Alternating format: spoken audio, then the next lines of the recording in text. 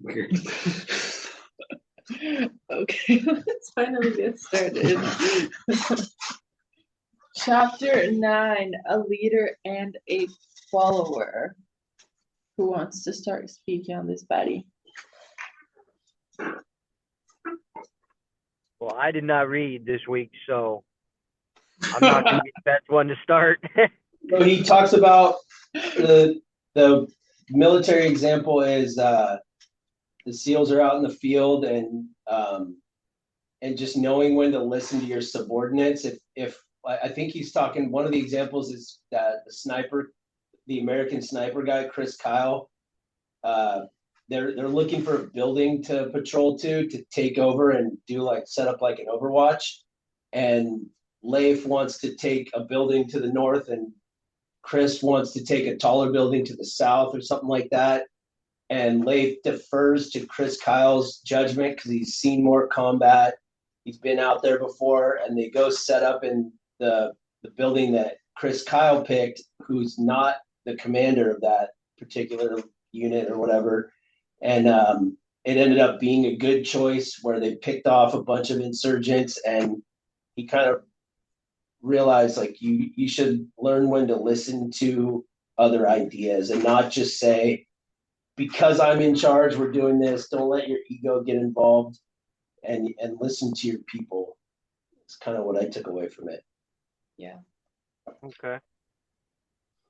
Yeah, just like I wrote here, knowing when to lead and when to step back as itself is a leadership skills. Because sometimes you just gotta let your ego down and open your mind to listening to your team.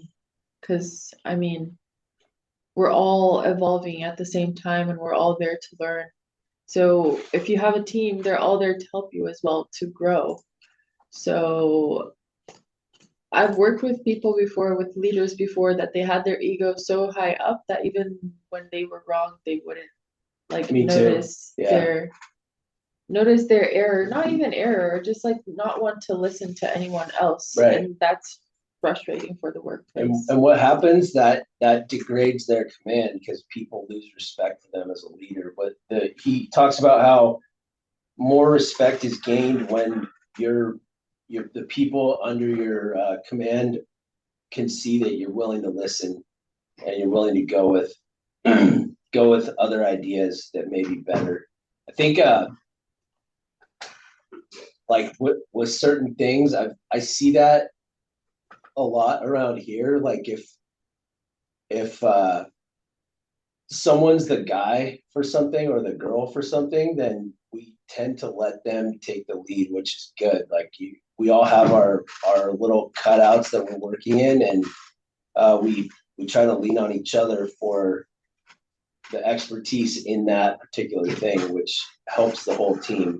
If I have a question on the excuse me, on the estimating software, I'm definitely asking Jared because he spends most of his time in it, Same thing with HubSpot. I can't presume to know all the HubSpot stuff. I barely know how to get in there and do anything. So if I was to sit there and start barking commands to Sandy about HubSpot, it wouldn't make any sense. Oh, what the fuck? What You're are not the you talking HubSpot about? guy, dude. You're entitled to the HubSpot guy. Yeah.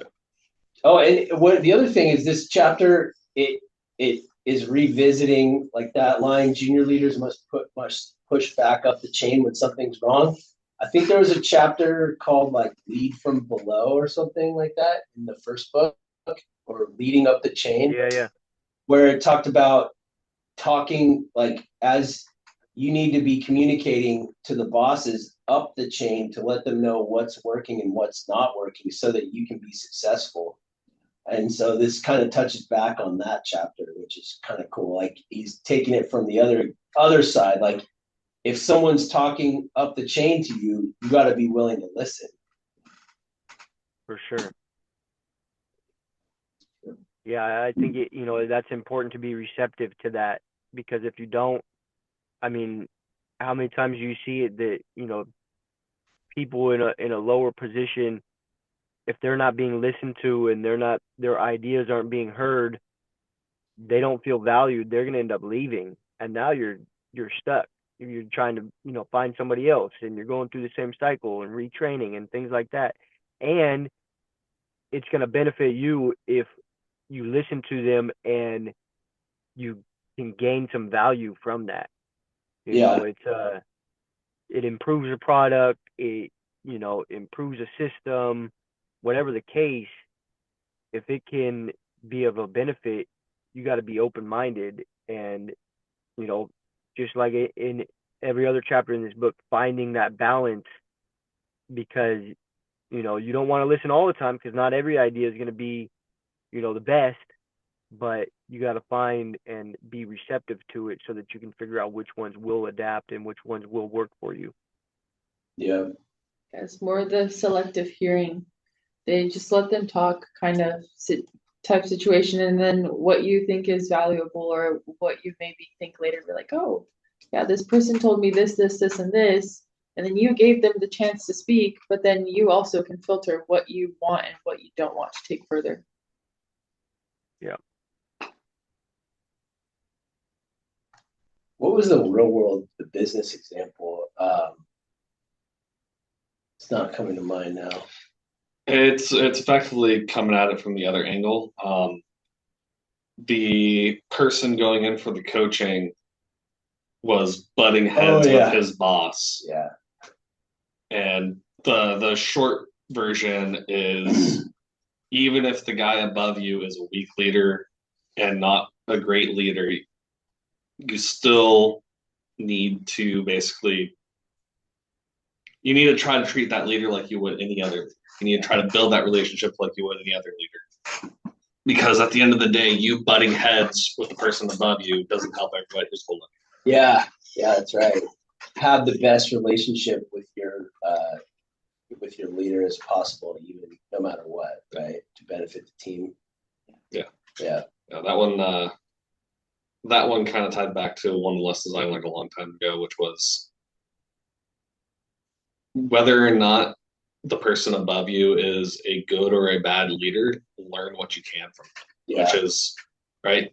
If you got a good leader, learn all the good traits that you like about them and try to replicate those. And if you got a bad leader above you, learn what it is specifically that you don't like so you can avoid making those same mistakes. Yeah, that makes me think of this senior project manager that I worked with at Barry Swenson. He was just a dick. Like, he would make fun of people, like a walking HR disaster. He'd rip on people all the time and say all this inappropriate stuff, but he was like the most experienced concrete manager out there. He knew about pouring concrete with his hands and stuff from back in the day, but he was really good at like getting big pours off and making sure all the trucks were there, and like the traffic flow in and out of the job was good, and making sure all the guys were ready to do what they needed when you poured a shitload of concrete. And I learned a lot from him, but I definitely had to just like swallow my pride. I could have went to HR, I guess, but this was in the early 2000s. It wasn't really like a thought in my mind. I was like, whatever.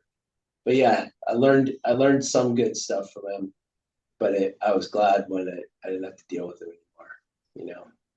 I also worked with when I first started working at the hotel, I had just turned 18, and I had this leader, and she was so strict the whole time, and she would comment on people's hair, she would comment on their makeup, she would comment on how the appropriates weren't like tidy up enough, how your shoes were dirty.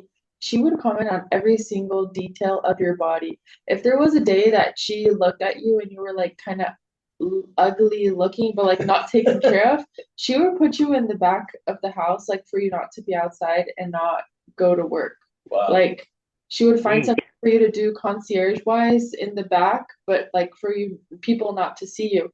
And that would bother me so fucking much, because she never did it to me, because I would hear her doing that to other people, and I'd be like, fuck no, she's not talking to me like that. Yeah. But then I was like, why is she like this? Like, why is she so rude? But then I started watching everything that she did, every time she was on shift, the shift was perfect. There was no flaws. Everyone was on their feet. Everyone was talking and behaving very well to all of the guests.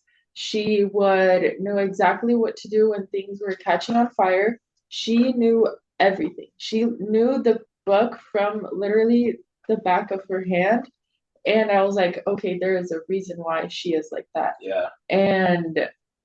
But I had to like put my ego down and not be like, bitch, shut the fuck up. Like, what are you talking about? But Well, and it sounds like she wasn't very good about communicating the why of why exactly, that things are important, and not only that, but her delivery of it was wrong as well. So not exactly. communicating the why and the delivery, that's gonna make you like kind of resent that person if you were able to actually see kind of the why after it was happening. But if you didn't see that, you'd be like, screw this lady, which you And kind of still were. as the fresh 18-year-old that was in my mind, and for like the first 4 months, I didn't see it. I didn't see the why. I was just blaming her for being a bitch every single day of my life. I was like, you're so disgusting. Just blaming and like thinking of it. And then when I was maturing the idea of why she was doing that, I started watching it. And then I noticed that every single time she was there, everything was perfect. There were no flaws. Everything was running smoothly, not just in our specific operations, but like if any other areas of the hotel needed assistance, she knew who to call from our department to help other people because she was just on it. But then for me to realize the why and understand the why, it took me so much frustration and blame on her for so long.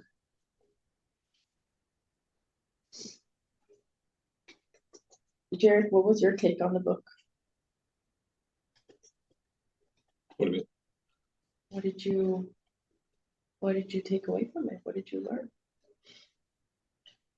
I mean, Aaron hit on most of the observations I had on the military side, and then the thing about having good relationships with the people above you, no matter how good they are at leading, and take the opportunity to learn from the leader, whether it's good or bad. Okay. All right. Well, sure we all got stuff to do. Make it nice and short and sweet. Where's Sean at today? He's up in Davis at the Equine Center. He's on his way back, right? I think he's stopping by Moraga and then he'll be back. So Nice. Yep. Good deal. All right, guys. Well, have a wonderful day. I'll see y'all next week. See ya. Bye, Scotty. See you next week. Later.